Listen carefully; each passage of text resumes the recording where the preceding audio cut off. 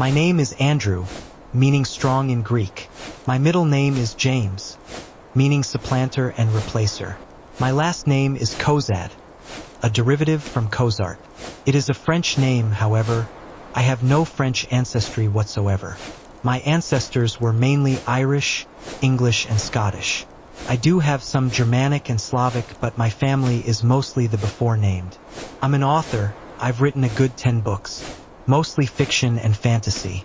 This is a book of my life, courtesy of my mother whom inspired me to write this book. I have lived in a few states, met many people, had close friends, and lost over the years. This is my story. Chapter 1. My mother is a 100% Irish girl. Her maiden name was Mahoney and her mother was a Griffin. They are strong names. In fact, the Mahoneys were descendants of the bear, and Griffin was a mythological beast. My mother had 8 siblings. They lived in a house on the south side of Des Moines, Iowa. My mother loosely has told me stories and memories of the house over the years.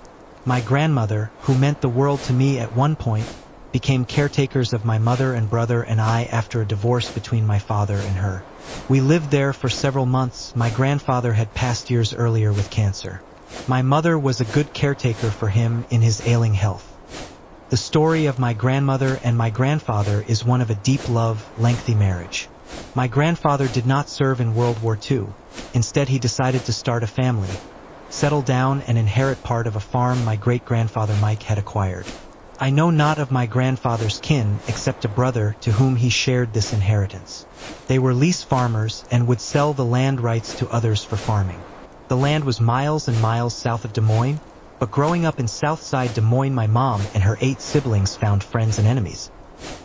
She would tell me stories of attending a Catholic school and befriending Italian friends growing up.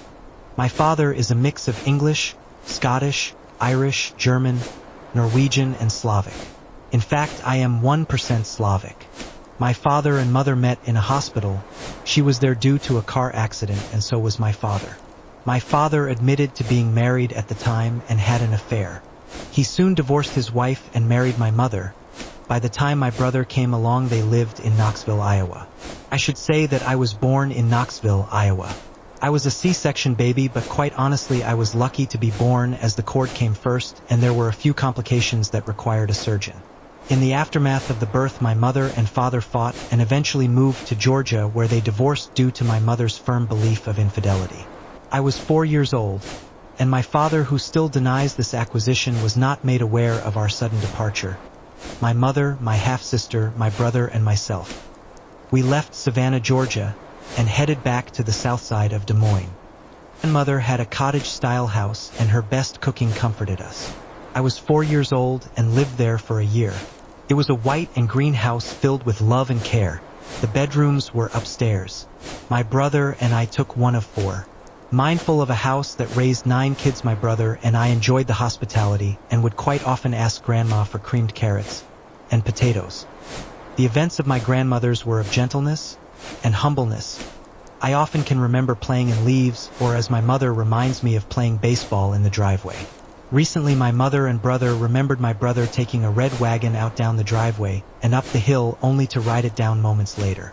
I was born 13 months after my brother and am quite frankly the youngest of a generation of family, well, all except 1 or 2 cousins.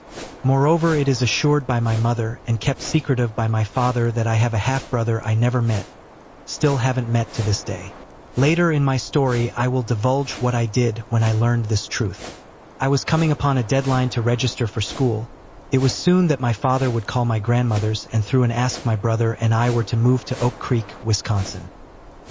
After I wanted to see my father again, my brother and I agreed to move to Oak Creek, Wisconsin, where my father transferred through his shipment occupation.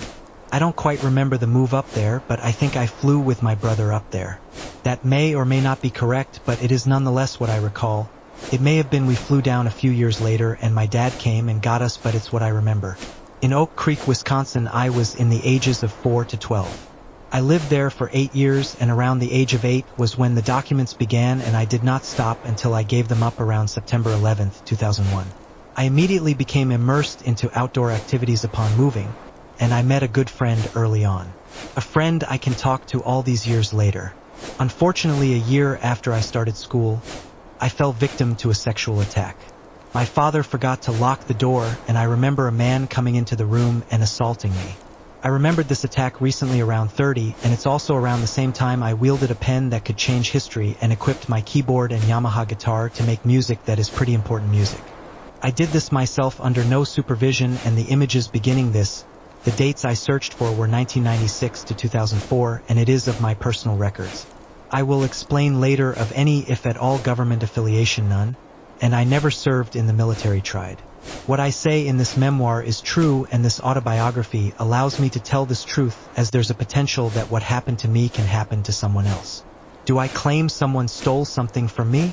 Is what I claim totally unbelievable? Is it beneath the government to declassify 20 years old documents that were some kind of special program?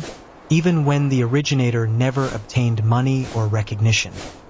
I attended Shepherd Hills Elementary School and participated in and excelled in school. I was a smart kid and got smarter and smarter. I could tell math equations as soon as it was read, and my skills of critical thinking came to me at a young age. I was a small kid, but I maintained a great shape due to recognizing exercise and well-being. At 5, I went to kindergarten, and still today is my favorite teacher. I passed through most of my grades excelling in math and English. While I didn't consider myself the smartest or the fastest and athletic, I enjoyed friendships, football, and family. Unfortunately, those things would one day change for me. I was a kid of immense potential.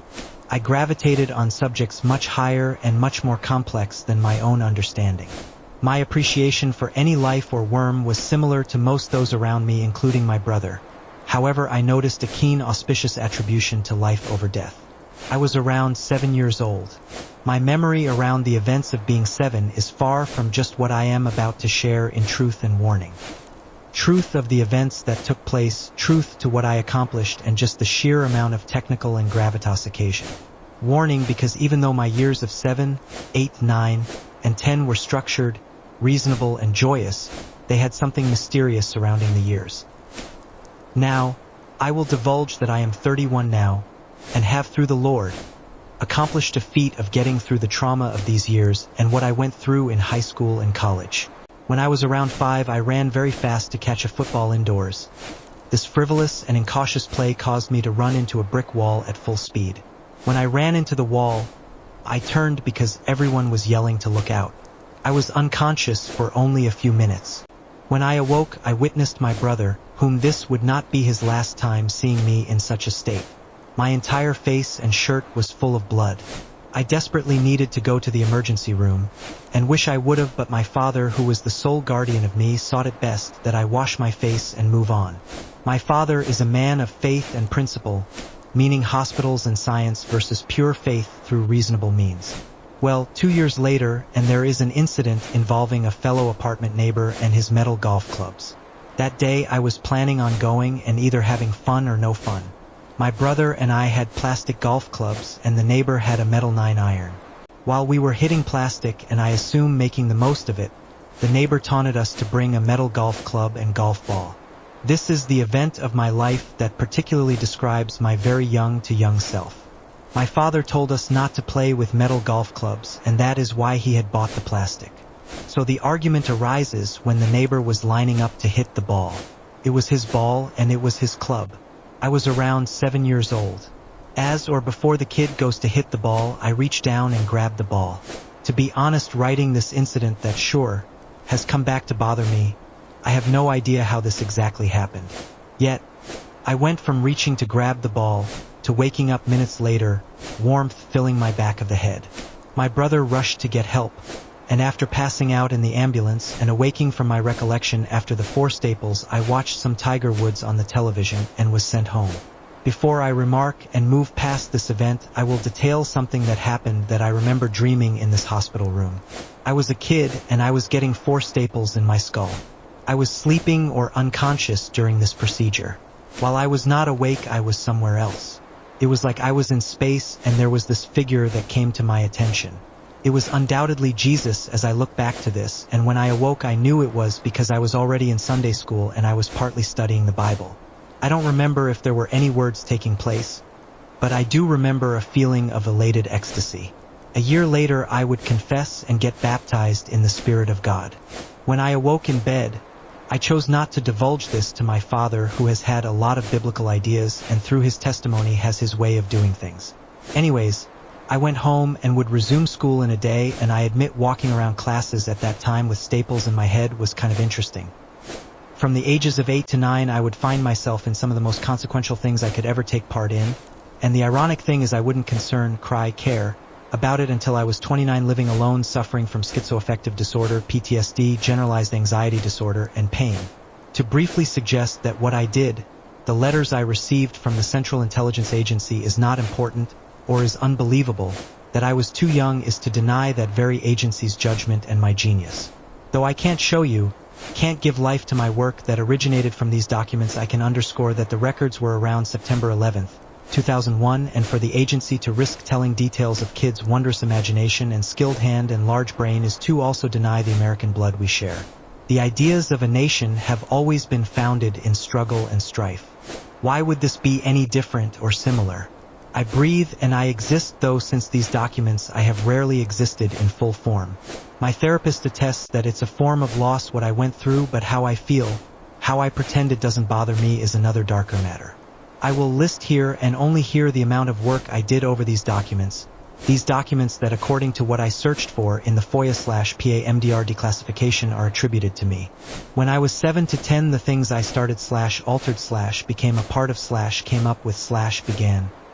Quantum computers, the modern electrical engine, Orion spacecraft /safe launch eject, Satoshi Nakamoto cryptocurrency, the rediscovery of ancient Chinese game of Go, music, the creation of dubstep, commentary, coding.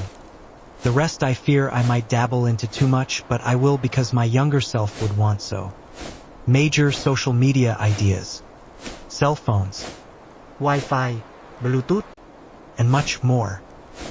I did this all from ages 7 to probably 9 or 10. My words are true, and they derive not just from memory but from fact and those letters on pages before this title began. My entire life isn't built on these letters. In fact, they hardly mean the paper they consist of. Which is exactly the problem, and why in later pages it will describe what I did when receiving these letters, my search, and what I did to try and itemize my loss. Sometimes, no matter how hard we try, things won't let us go, and it's imperative to resist temptations. Giving something in a kind heart in purity is a powerful thing.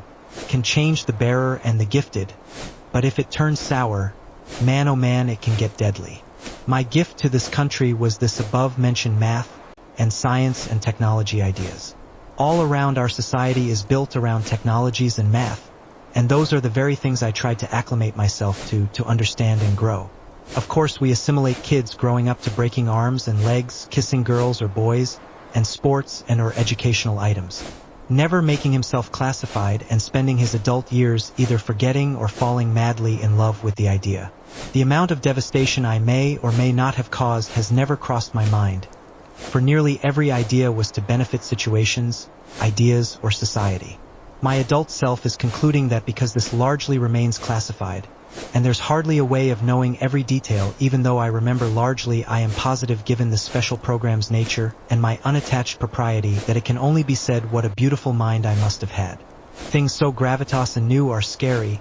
What if this happened to someone else? Someone else with pull would too grow up classified and harbor hatred upon himself for giving an exceedingly rare and large worth of things into the hands of some unknown individual. Then receive letters 20 years later that score his accomplishments, but people, including people in his family, mock or belittle. Is this a nightmare you would wish for? From the age of 10, this was under my belt.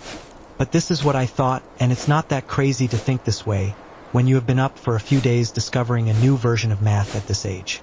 It may seem kind of crazy and far-fetched, but this is entirely real, and yes, perhaps too real for me, but my story is a winding road and a narrow path, not because of these documents, but what I did by giving them up to someone unknown, and also my life choices knowing major companies and major things have used my work. Giving up such national security documents at a young age is probably unlike anything you can think of, but imagine a young kid, not quite a child but a kid, someone rambunctious and